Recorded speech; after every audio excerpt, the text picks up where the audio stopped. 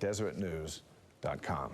Well, like Utah, Alaska also has a high rate of suicide. Recently, students from both states came together to talk about prevention. Students from Mountain Village, Alaska, sharing salmon straight from their fisheries and their dance with Utah high school students.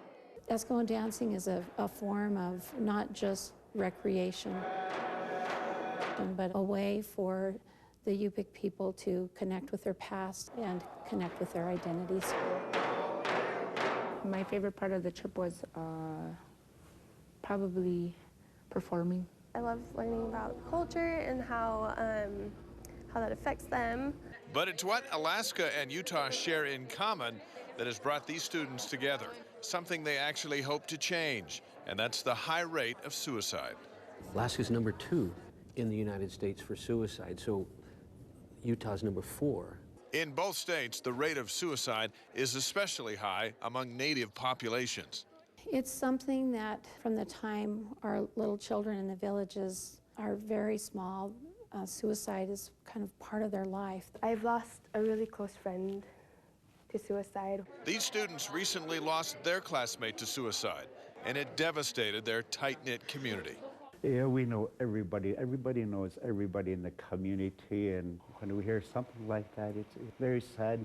They came to Utah to learn about the Hope Squads, started by Greg Hudnall in the Provo School District more than a decade ago.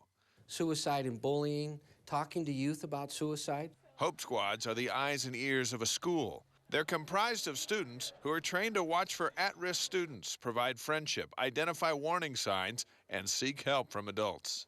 Right now, these kids are going through school and through life undetected, undiagnosed, untreated mental illnesses, so they turn to drugs, they turn to other things, they start dealing with depression. In listening to some of the presentations, there was one that really touched me, and it had to do with nurturing people, to really be aware of people. Student Wellness Coordinator Sarah Peterson knows firsthand how being aware can save a life. When I was 9th grade, I had set my mind to take my own life, but a couple of people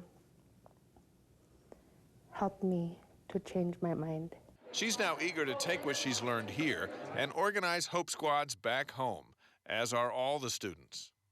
I've learned that hope is a strong thing for others. What I've learned throughout this week was hope can really change a person's life. Very interesting. Research shows that if you teach youth about suicide prevention in their younger years, it can significantly reduce their risk for suicide as adults.